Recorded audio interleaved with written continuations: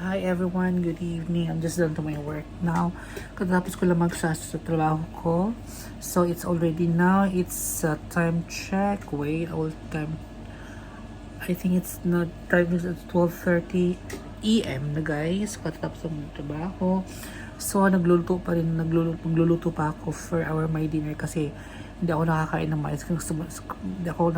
mais kanina kasi so sobrang dami ng customer. So ang lola may medyo gutom. So wala ting ibang maisip kundi magluto na lang kung ano na available dyan. So actually, I think ubusin pansit canton ko. So tingnan ko na anong aking kakain ngayon guys. And disclaimer lang, I will not di ko sino-show to na para magmayabang kundi show ko talaga yung pinapakita ko lang dito yung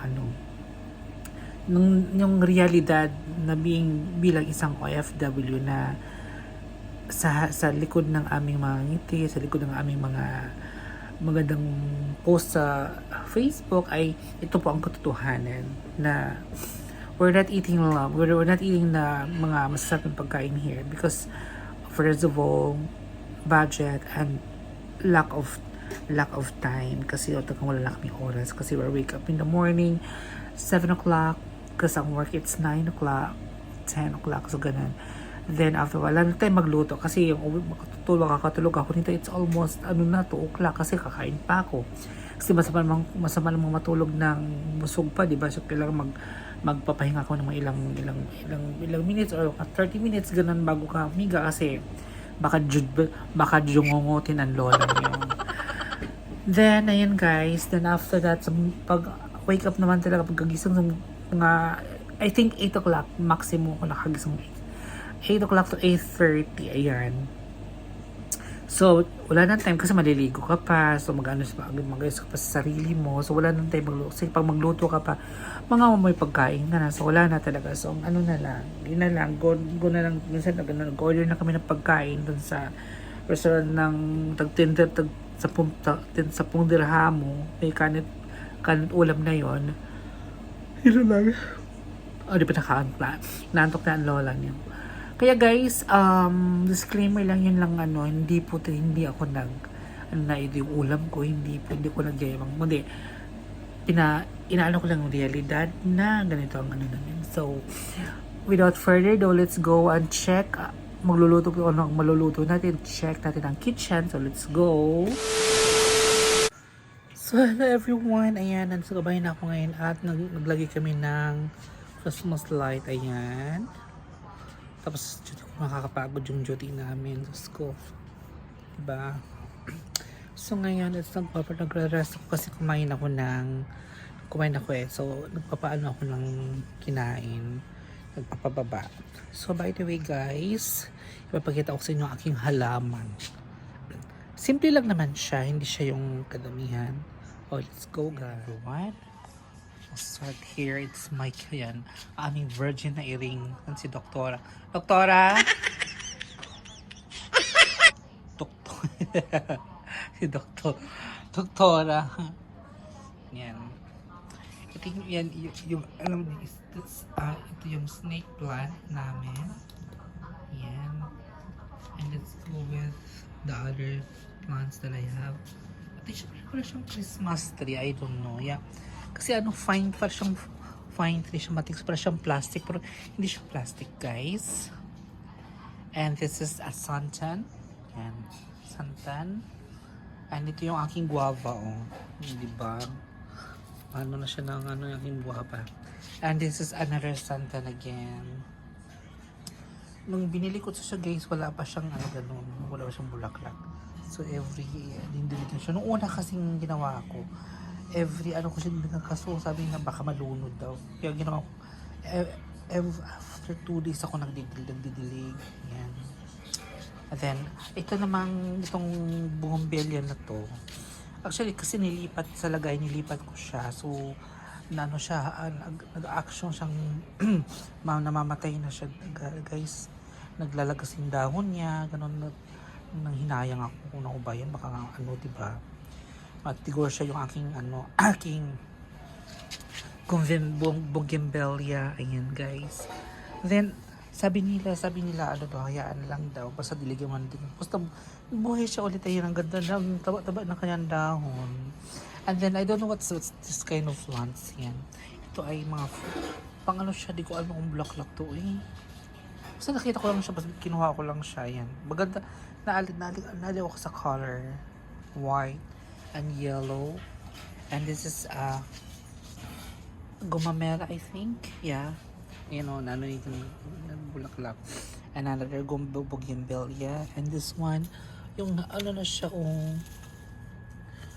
na sobrang bigat na ng flowers kaya bumabagsak na siya. At another snake plants here. Yeah. Ay, luwambot. And this one, I don't know, but this, ayun para siyang, ililipat ko na siya kasi lumalaki na siya. And this one, and itong bungabili ko. Yan. Lumayabong na siya, guys. Yan siya, mayabong na siya, guys. And this one, talisay. I don't know. This my mother told me it's talisay. And this one inside, I show you. That one is a cat, burikat. Ayan si Doktora Burikat. Doktora Burikat. Ayan si Doktora Burikat, guys. And then, coming here, yan aming crystal. Ito naman siya actually, ano siya, plastic yan, guys. Kasi ang pangit ng,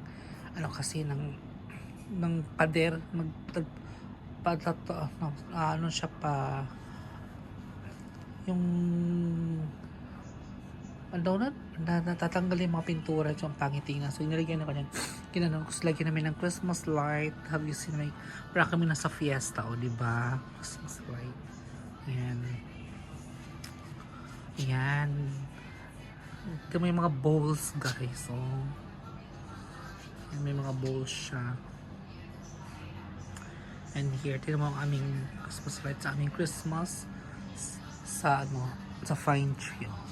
Fine tree, gano'n. Yan. And look, diba? Bongga, Actually, I don't know these plants actually. Mabango siya eh. Nabuhay na naman siya ulit, guys. So, hindi ko alam kung anong tanim to. Just comment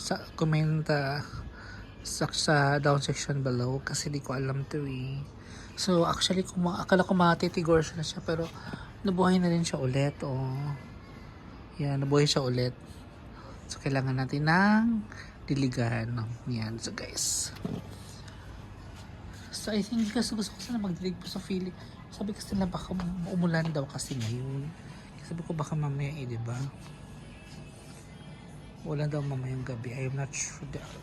Di pa naman sila sigurado. Pero yung sabi nila dun sa customer ko, ang ulan daw mo. We'll see na lang later, if in the morning, kung talagang uulan talaga. Yan, para and guys, I forgot talaga. Ito yung pusa namin. Ito yung pusa ko na maliit dati, Ayan siya. Ngayon, buntis na. Namurikat siya dahil. Buntis na siya dahil. Yan, pangalawang anak, panganak na siya. Yung unang buntis niya, dalawang anak niya, tapos namatay din. So, ito pangalawang buntis. Hindi ko alam marunong siya mag-alaga ng baby niya. Para kasing gaga. Puro na lang lati. Puro na lang tuwad ng tuwad, diba? Ganun. Dapat kasi marunong siya alaga ng mga baby niya para laki na, siguro tungkuan at manganak na rin siya siguro. Diba, Justin? Psst! Hoy! Psst! Justina! Justine! Madam! Ang ganda! Sana, ganda. Laki na ng tiyan niyo din. Comment. Sige, kimbot mo, Day. Kimbot pa more. Ayan, sige, kimbot. Ay, ang kimbot. Nanay ni Justin. Diba, guys? Yan si Zoe. Ito naman, bago namin ampon. Ito ko ng pangalan nito, Blacky. Ewan ko ba? Seryo. Pas Marimar. Ayan si Seryo. Seryo. Ming Ming. Ming Ming. Ay, Mingming. Loko-loko naman ang Mingming. Ito si Zoe. Yan. Isang burikat din yan, day. Diba? Yung mga ampon namin.